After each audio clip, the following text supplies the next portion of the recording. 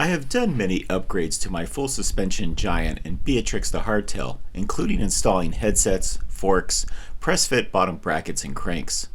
Each time those installs went pretty smoothly. I was overly prepared for the first steps of the install, but something went wrong when installing the crank, and there was no solution for this online.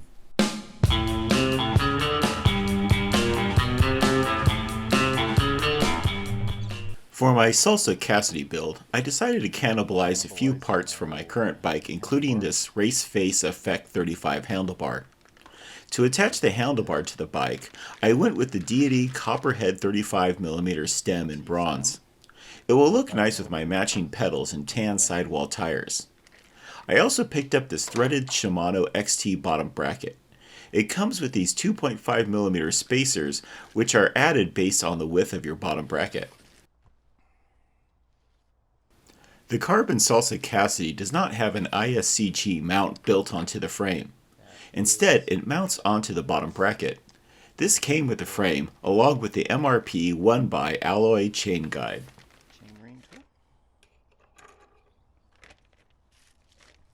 I decided on going with Shimano SLX, the M7100 group set.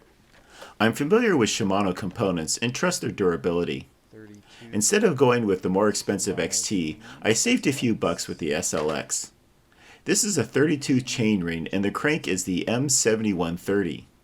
There are options for 32 and 34 teeth, but I like my lower range gears. The crankset needs a longer spindle to accommodate the Super Boost rear axle. It comes with these 4.5mm spacers to make sure the chain line is at 56.5mm. Luckily, the crank does come with a tool to help install the chainring onto the crank. At least I didn't have to buy another tool. I really like the wolf tooth headset spacers that I put on the hardtail when I upgraded the headset, so I bought another set. The Rock Shop Zeb fork came with a star nut, and this last part is the Cane Creek 4D headset that came with the frame build kit. I'm not too familiar with Cane Creek, but the headset does feel like a premium product.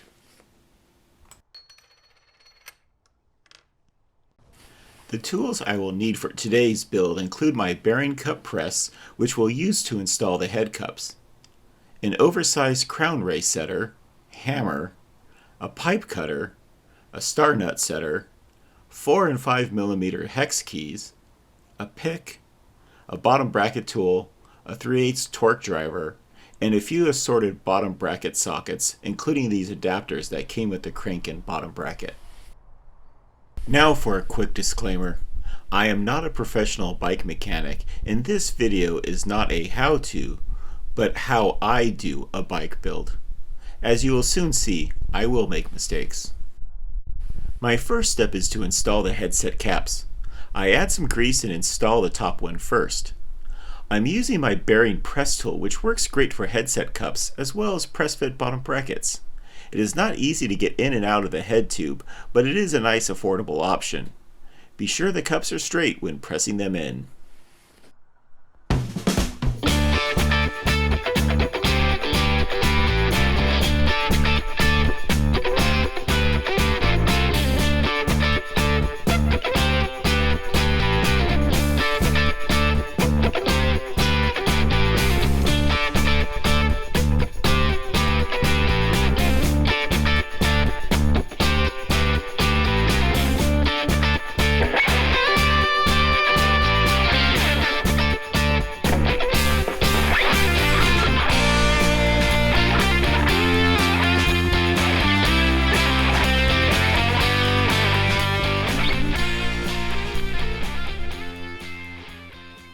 Now it's time for setting the crown race. In past videos, I've used a PVC pipe, but since I'm working on my dream build, I got a real tool. The Park Tool CRS 15.2 is oversized and has adapters to fit these modern tapered forks. The crown race from Cane Creek is unlike anything I've used in the past. It has a lip for the bottom bearing versus being flush on the bottom. I sat the fork down on a padded mat to prevent damaging the bottom of the fork. After a few good hits with the hammer, it was set. Next, we need to cut the steerer tube. The first step is to dry fit the headset spacers and stem.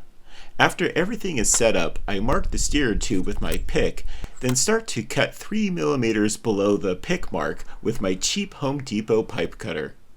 You need to cut lower to allow the preload bolt to pull the headset together. Once the tube is cut, I file down the edges and then get ready to install the star nut. I have used hacks to set star nuts, but this time I purchased the Park Tool TNS1, a threadless nut setter. The setter works well, but it's not easy to keep the tool straight as you are hammering away. I should have gotten the deluxe version, which prevents these problems.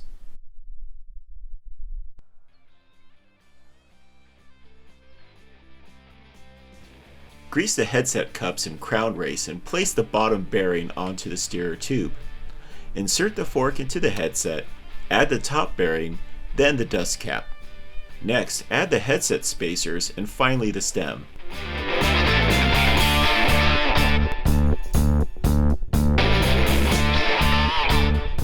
Insert the top cap and install the preload bolt. Finally, tighten down the stem bolts. I don't tighten them all the way since I will be making adjustments to the cockpit a little later.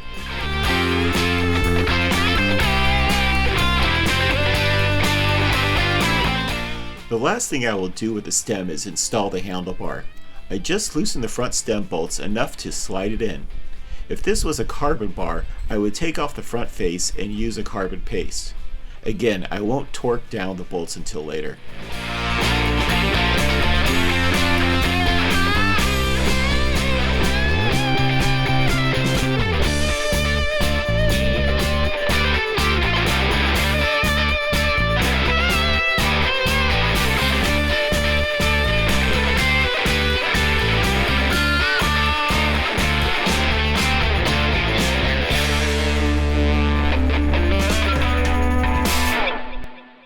Before I put the crank together, I need to install the bottom bracket.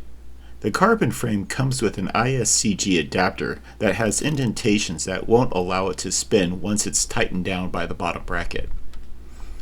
In preparing to install the bottom bracket, I read that Shimano requires you to add a 2.5mm spacer on the drive side of 73mm bottom brackets. What I didn't realize at the time is that the ISCG adapter should be used in place of a standard spacer. This will soon lead to problems. After torquing down the bottom brackets, I installed the MRP chain guide as it will be easier to install now before putting on the crank. The Shimano M7130 crank does not come with a chain ring as they are sold separately. However, you do have options for 30, 32, and 34 tooth sizes. I of course picked the 30 tooth option. You slide the chain ring onto the spindle and align the wide gap to the top, and it fits into place. The crank comes with a lock ring nut as well as an adapter tool that fits my old trusty bottom bracket wrench. The Salsa Cassidy frame has a Super Boost rear axle, which requires a 56.5 chain line. The spindle is longer, and it also comes with two 4.5mm spacers to make it a proper fit. I had to smack the crank to get it to fit, which is pretty normal on a brand new crank. Once the drive side was on, the next step is to install the crank arm on the non-drive side. I was able to get the crank arm on, but it didn't feel like it was on all the way. The dust cover could barely fit on, and I knew something wasn't right. I measured the chain line, and it was about 2 millimeters too long. I figured it must have been that bottom bracket spacer, and after showing it to Keith at Landis Cyclery, he confirmed the issue. After we removed the spacer, the crank arm slid on easily, and the chain line was a perfect 56.5 millimeters.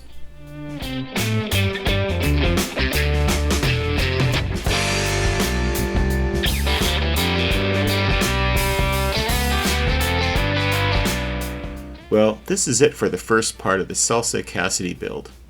In the next video, I'll be doing stuff I've never done before. I'll be putting together the rest of the cockpit, including the brake calipers, levers, and rear derailleur. Thanks for watching.